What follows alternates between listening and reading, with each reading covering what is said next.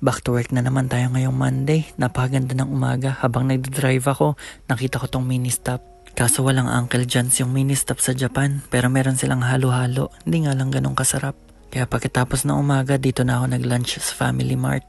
Napakaraming choices dito. May pasta, merong complete meal, meron din mga dessert na ice cream.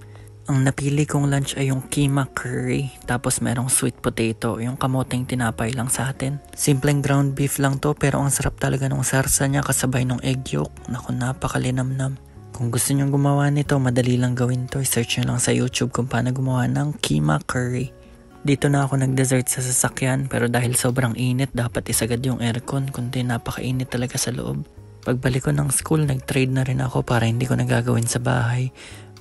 Kung bibili kayo ng water bottle, wag yung may lock kasi makakalimutan yung isara yan tapos matatapon sa bag nyo.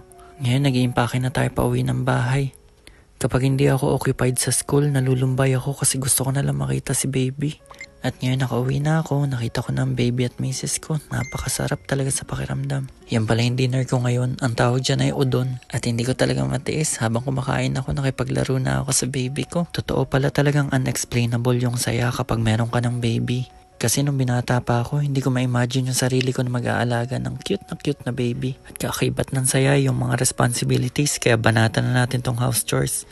Medyo nakakatamad gawin pero iniisip ko matatapos din yan, kaya ina-enjoy ko na lang. Kapag ba naglilinis kayo ng chupon, mina-microwave nyo o pinapakuluan nyo? As much as possible, ayoko talagang gumamit ng microwave pero ito yung tinuro sa amin ng midwife. Tinira ko na rin yung mga labahin. Hindi naman siya nauubos talaga pero ang kapalit nun, lagi tayo may panibagong maayos na damit. Kahit naiinom yung tubig gripo dito, hindi ako umiinom doon. Pinag-igib ko yung pamilya ko ng galing talaga sa bukal. Medyo malayo-layo yung igiban pero worth it naman talaga kasi buhay pa yung mga mineral sa tubig. Kaya lang inabutan kami ng ulan habang mag-iigib. At nung magpapagas ako, na-realize kong may taong nagputol nitong gas cap ko. Hindi ko alam ang reason pero sana nakatulong yun sa kanyang anger management or kahit ano pa man. Pero ang good news ay nakabili tayo ng masasarap na obento. Yung iba discounted pa nga, napamura talaga tayo. Pero ubos na yung salad ko kaya gagawa ko ngayon ng salad. At tuturuan ko kayo kung paano gumawa ng salad na pangtamad pero healthy. So step 1 ay chop-chopin mo lang yung lettuce dun sa sizes na matitinidor mo na siya. Pagkatapos na ilagay mo siya sa strainer at mag-cut ka na ng cucumber, i-cut mo lang yung dalawang dulo kasi hindi masarap yan. Tapos chop-chopin mo na naman yan ng mga paikot-ikot lang. I-make sure mo na yung bowl ay talagang dry kasi pag lalagyan mo yan, kakainin mo buong araw for 1 or 2 days. Sasamahan din natin ng carrots dahil maganda to para sa kidney at sa mata. Iba yung peeler, tas iba rin to yung panggayat talaga. Yan yung gagamitin ko sa salad kasi sobrang pino niya at ang dali niyang kainin. Pagtapos ka sa dalawa, ilagay mo na lang yung na-strain mo na lettuce. Pagkatapos ay halu-haluin mo lang kung may tongka or tinidor or kung may gloves ka, okay yun. At yan, tapos na ang salad natin. Wala palang takip to kaya ang ginagamit ko ay yung plastic wrap. Solid naman siya kasi na-sealed naman din talaga niya yan. Pero kung meron kayo na may takip, mas better yun kasi airtight talaga yung seal niya. Mas maganda yung ganun. Kasi mape-preserve mo talaga yung freshness at yung lutong ng lettuce. Napakasarap. Suggestion ko ay wag na kayong gumamit ng mga dressing sa salad kasi napakaraming sugar nun. Para sa akin, same effect na lang yung kakain ka ng prutas habang kumakain ka ng salad. Ang ginagawa ko, either nag-chop ako ng apple or banana. Sa apple ay tinatanggal ko lang yung core niya, tapos sinati ko sa apat, tapos dinadice ko. Kapag na-dice ko na siya, nilalagay ko lang siya sa airtight na Tupperware.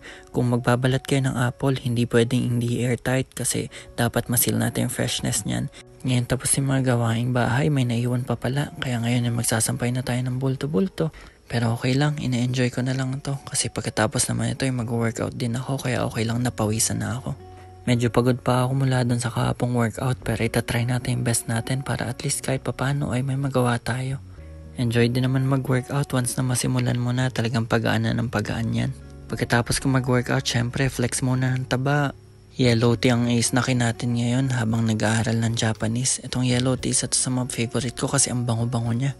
At ngayon, oras na para mag-aral ng Japanese. Ang pag-aaral na natin ngayon ay vocabulary. Habang nag-aaral ako, nagutom si Mika kaya nagtimpla muna ako ng gatas. Salamat talaga sa misis ko na naka full time kay baby kasi paano ko magagawa yung mga goals ko kung hindi niya inaalagaan si Mika. Tulungan lang talaga sa marriage. Ika nga nila mag-aaway, magpipikunan, pero magbabati rin. Tapos na naman natin ang day 3 sa consistency. Halos nagawa natin lahat except sa pagigitara.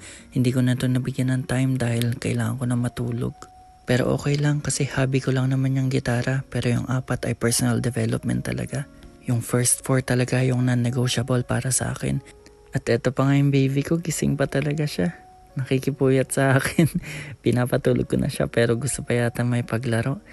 Di ko alam kung anong naisip niya. Pero para sa akin, ang cute talaga niya. Gustong gusto ko yung buhok niya na buzz cut.